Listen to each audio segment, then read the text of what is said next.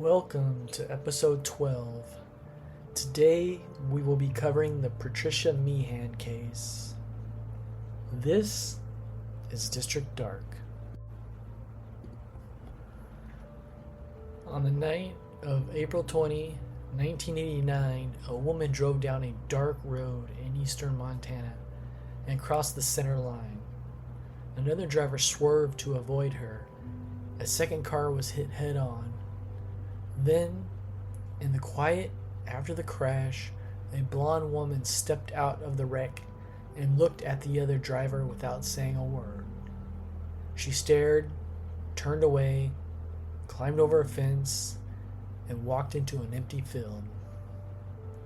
She was never found.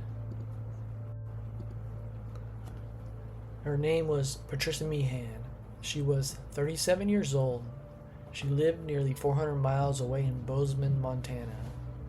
She had been under severe stress before the crash and had made an appointment to see the psychologist the very next morning. In the years that followed, there would be hundreds and thousands of sightings of a woman who looked like her from across Montana, the Dakotas, Minnesota, Washington, and farther west. Some seemed strong enough that her parents believed they were real, but none of them brought Patricia home.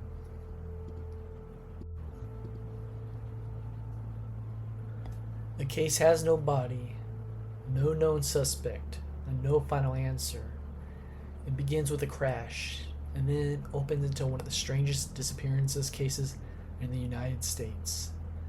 This is the disappearance of Patricia Meehan.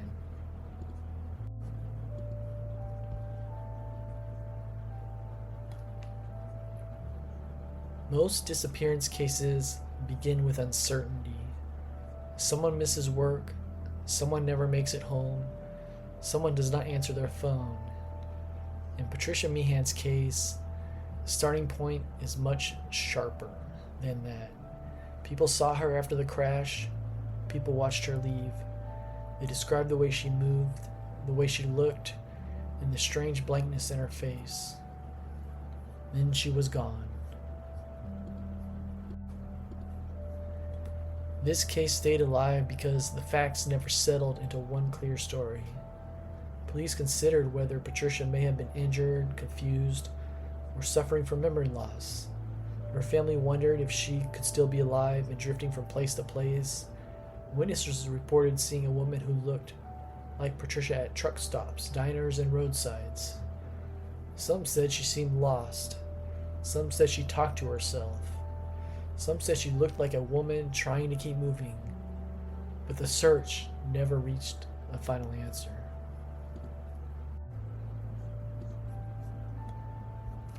Patricia Bernadette Meehan was born on November 1, 1951, and grew up in Pittsburgh, Pennsylvania. Later summaries of her case say she studied early childhood development in Oklahoma City before changing direction and moving west. By the mid-1980s, she had settled in Montana, where she worked as a ranch hand and took odd jobs for extra money. Her family and later case records say she loved animals, especially horses. By 1989, Patricia was living in Bozeman, Montana. She was about 5'3", weighing between 110 and 117 pounds, and had strawberry blonde or blonde hair with green-gray eyes, freckles, and a fair complexion. People who knew her said she spoke softly, almost in a whisper, and looked younger than her age. Her nickname was Patty.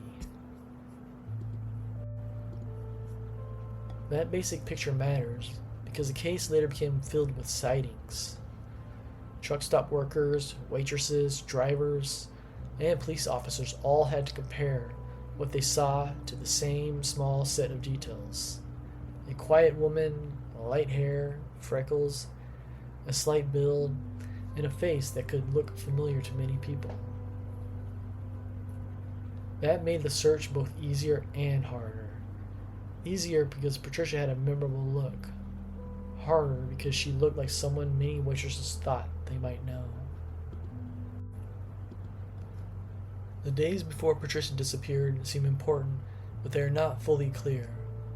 The Charlie Project says she had made an appointment to see a psychologist on the morning of April 21, the day after the crash. The day before she vanished, she spoke with her father in Pittsburgh. They told him she was under stress and wanted to come home. Her parents agreed she could return after the appointment. One source says her landlord thought her behavior seemed out of the ordinary and that she seemed unusually keyed up. Another says her mother later described Patricia as depressed and withdrawn. Those details do not prove what state of mind she was in on the night of the crash, but they do show that people around her felt something was wrong before she vanished. This part of the case matters because it shaped the theories from the very beginning. If Patricia had been under stress and then suffered a head injury in the crash, some thought that might explain why she walked away, why she stayed silent, and why she never came back. That idea would stay with the case for years. One of the hardest things in Patricia's case is the distance. When she disappeared near Circle, Montana, she was far from home. Circle is in eastern Montana. Patricia lived in Bozeman, in the western half of the state. The crash site was close to 400 miles from where she lived. Neither her family nor law enforcement could explain why she was there.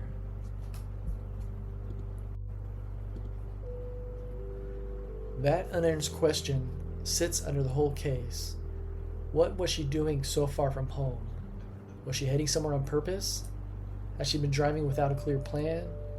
Was she trying to get away from the stress for a few days? Or had something changed in her thinking before the crash that no one around here fully understood? But the distance changes the story. If Patricia disappeared close to home, searchers would have one kind of map to work with. Friends, routines, familiar roads, known places. Instead, she vanished in a part of the state where her presence itself did not make sense. That made the case harder from the first hour. The crash happened on Montana Highway 200 near Circle during the evening of April 20, 1989.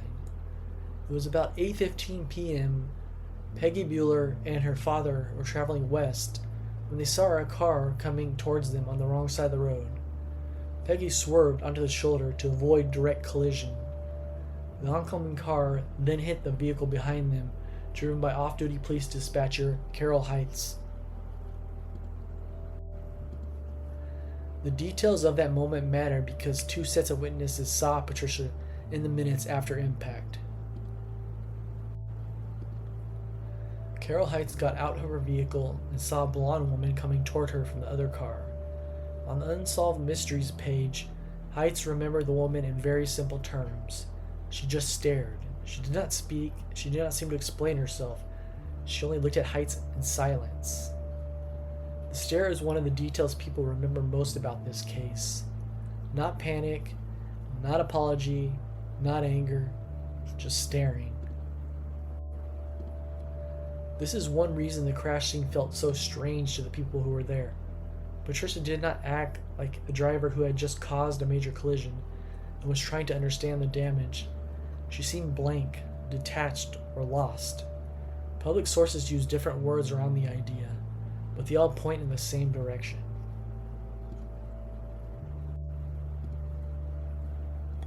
While Carol Heitz was dealing with the crash, Peggy Bueller remained nearby and saw something else.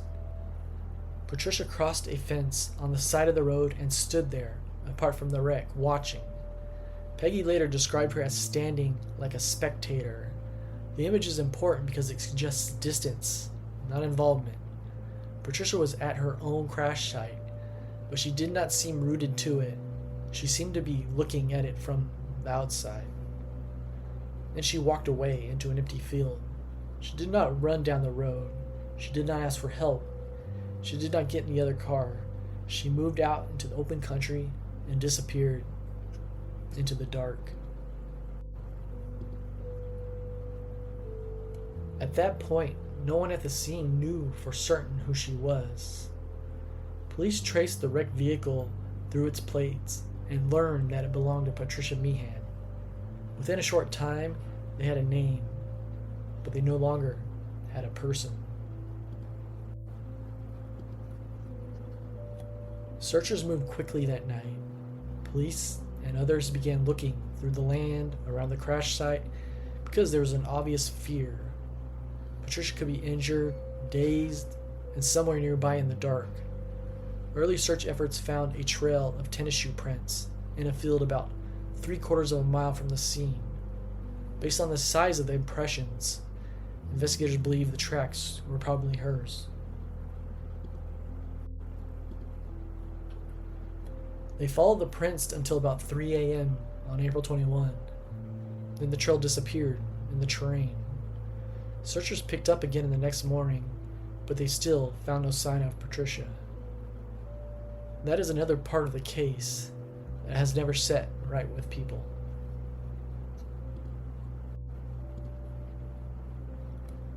A woman leaves a crash site on foot in open country. There are tracks. Searchers find them, then the tracks end, and the woman is gone. If she died nearby, no one found her. If she reached a road and got a ride, no one at the time could prove it. If she hid well enough to escape an immediate search in open land. Clothing details matter in a missing person case because witnesses often remember clothing before they remember faces.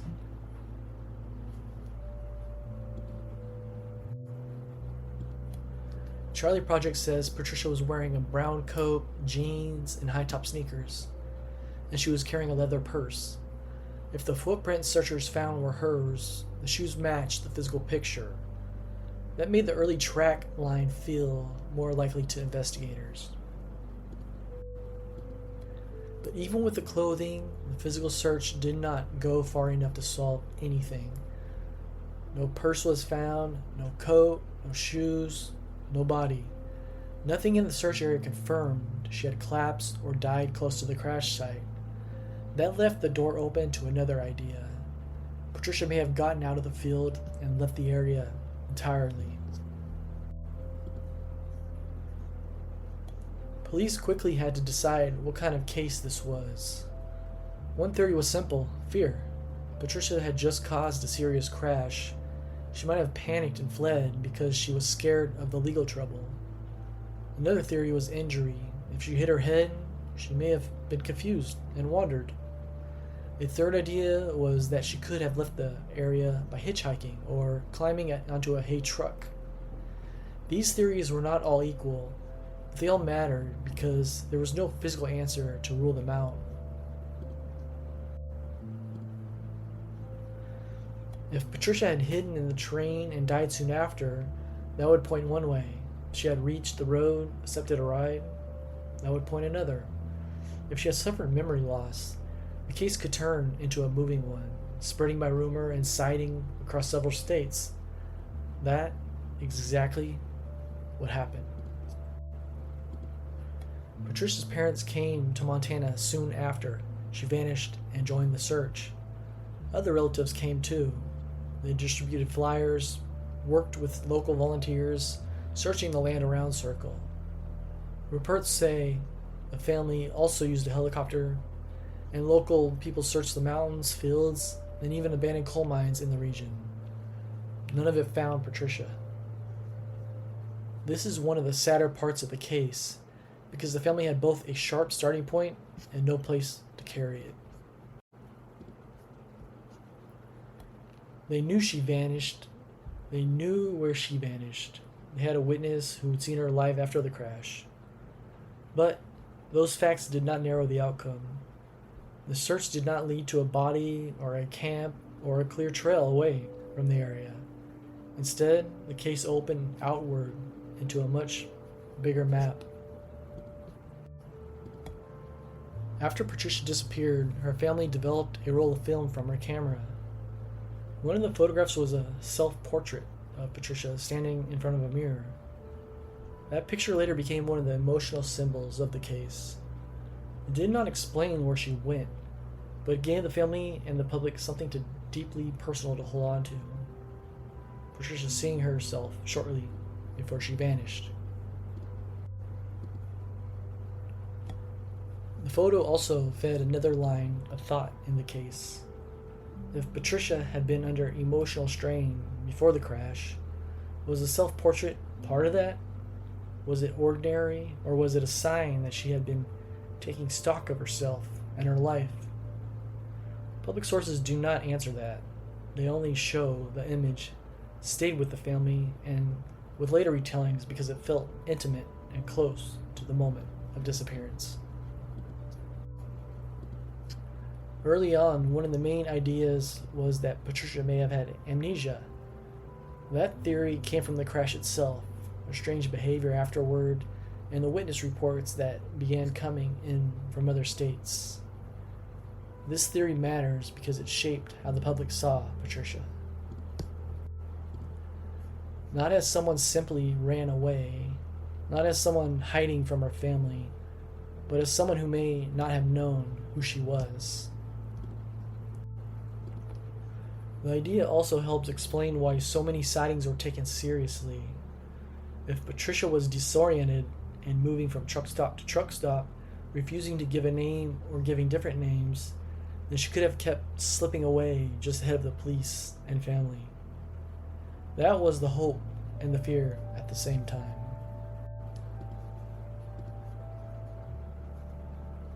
Within weeks, reported sightings began to come in. A police officer in Laverne, Minnesota, said he saw a young woman matching Patricia sitting in a Hardee's for hours, drinking water alone until closing time. After that, the woman moved to a nearby 24-hour diner. When questioned, she refused to give her name and reportedly gave changing answers about where she was from. The very next day, there were reports from Sioux Falls and Murdo, South Dakota. Even if every sighting cannot be treated as certain, the pattern mattered. The woman being described was often alone, often in diners or truck stops, often staying too long, seeming confused, quiet, or detached. That pattern matched the amnesia theory enough that police and Patricia's family kept chasing these reports. Some of the sightings that seemed strongest came from Montana itself. On May 11, 1989, a truck driver reported seeing a woman like Patricia walking on a frontage road in Billings. Then on May 19, a waitress in Bozeman reported seeing Patricia in a restaurant near her home. Another waitress on the same shift also said the woman looked like Patricia.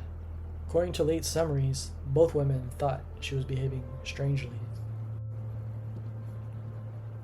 These Montana sightings mattered because they suggested Patricia might have circled back toward familiar ground.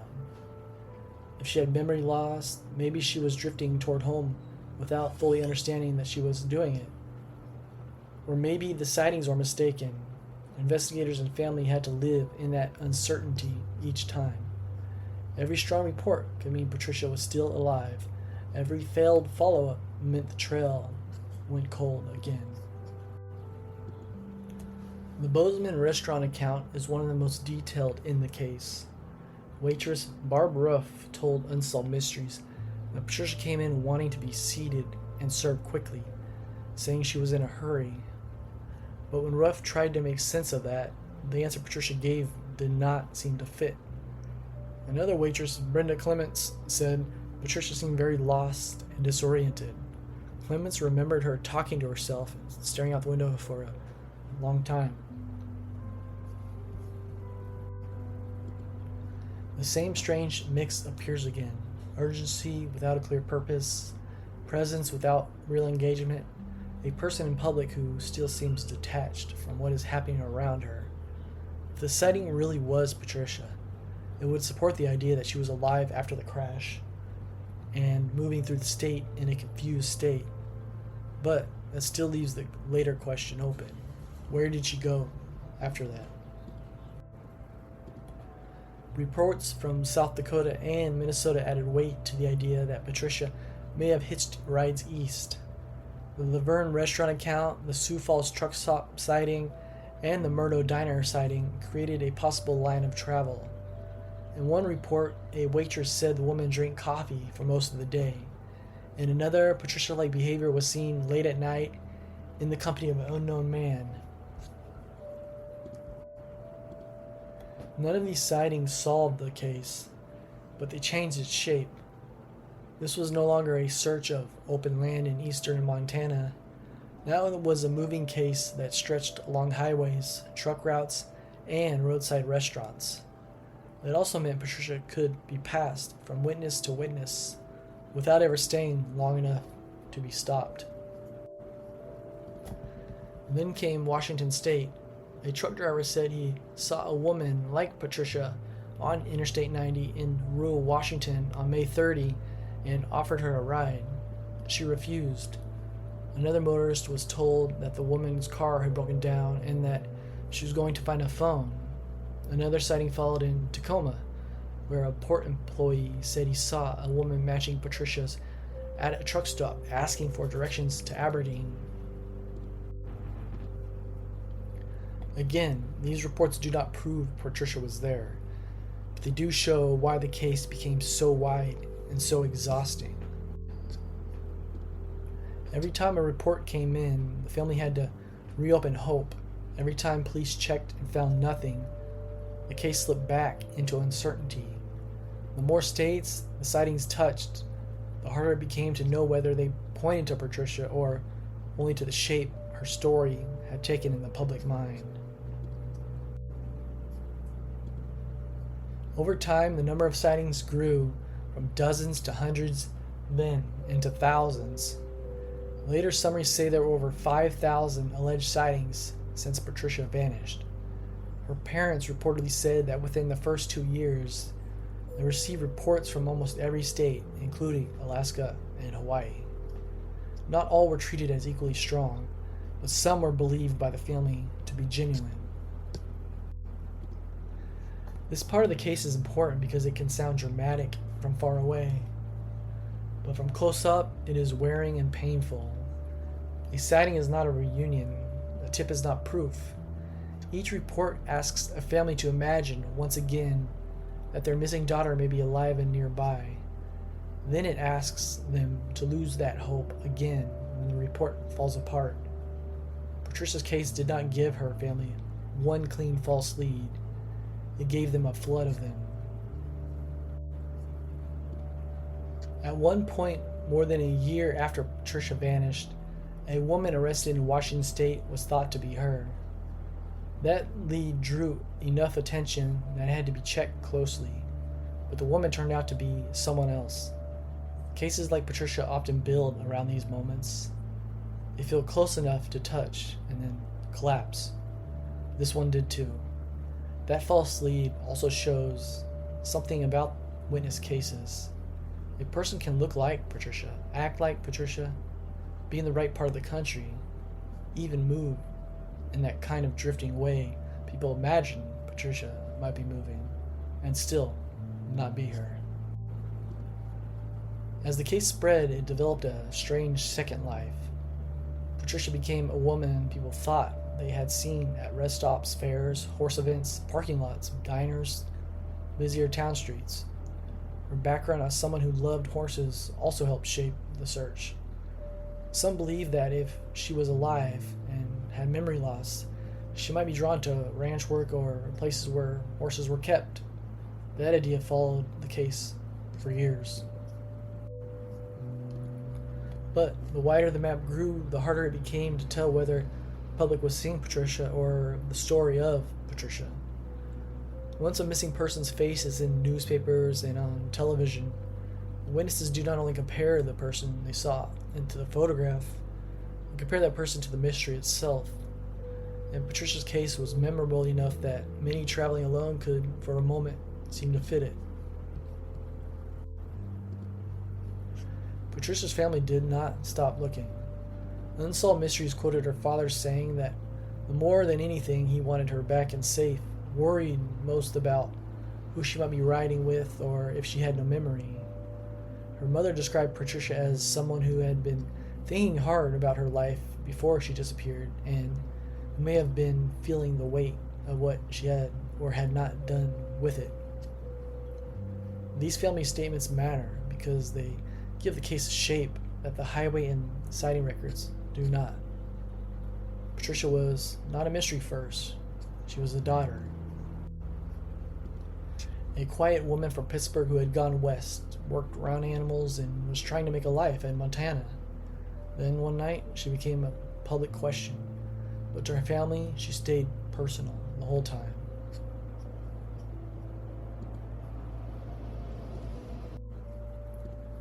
Even after all the sightings, the center of this case is still the crash, because that is the last event we know happened for certain. Patricia crossed the center line on Highway 200, struck another car. She got out. Witnesses saw her staring, silent, detached, and then she climbed a fence and walked away. Everything after that is a possibility. That is what makes this case so haunting. There's no clean break in it. Before the crash, Patricia was living in Bozeman, under stress, planning to see a psychologist, and talking with her parents about coming home. After the crash, there was no solid chain, only tracks that stop, sightings that scatter, and years of not knowing. One of the simplest questions is also one of the hardest. Could Patricia have died near the crash scene? The answer is yes, possibly. Searchers can miss bodies, especially in rough country. If she was injured or confused and moved farther than expected, she could have succumbed to the land and remained hidden. That possibility has never been fully removed from public evidence. But public records also show that a heavy early search, including ground searchers, horses, ATVs, and aerial efforts, found nothing. So that theory remains possible, but unproven. And because nothing turned up near a circle, the case could never stop there. It had to keep 1 foot in Montana and 1 foot in all the other places she might have traveled afterwards. Another strong possibility is that Patricia got a ride out. Police considered hitchhiking from the start. The road network, truck routes, the sighting pattern, and the later reports from diners all fit the idea more than they fit a woman staying close to the crash site for long. If Patricia was dazed or suffering from memory loss, she may have accepted rides without being able to explain herself clearly. This theory also fits the witness reports that describe a woman who kept moving.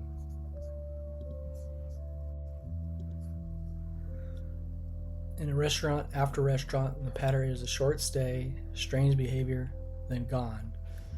That is not proof, but it is consistent with someone living on the road and not staying in one place long enough to be caught up with.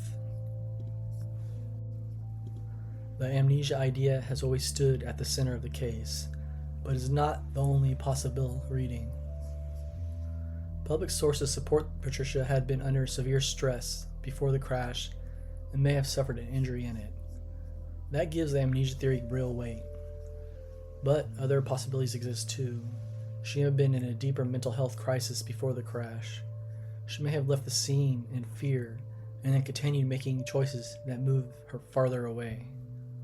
Or she may have met with harm after leaving the scene.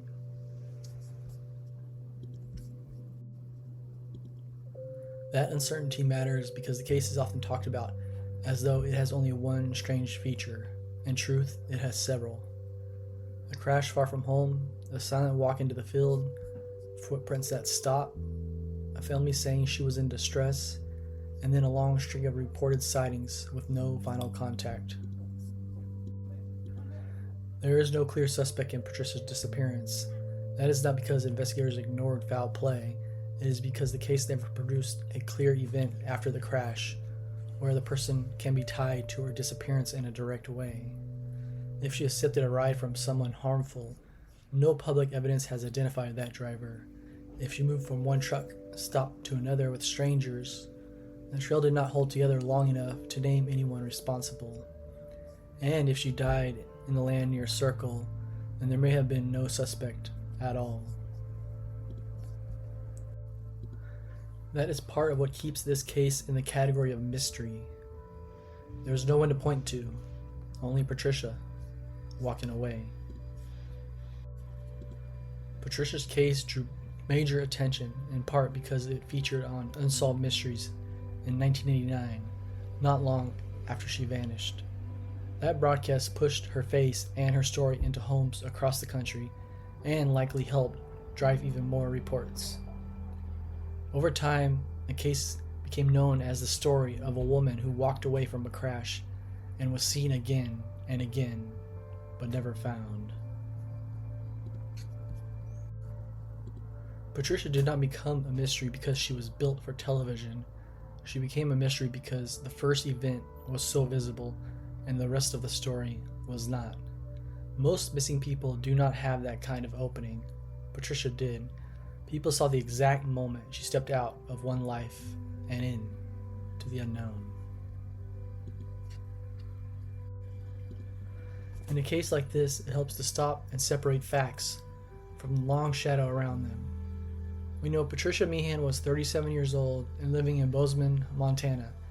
We know she had been under severe stress and had an appointment with a psychologist for the morning after she vanished. We know she was driving near a circle far from home on April 20, 1989. We know she crossed the center line and caused a serious crash.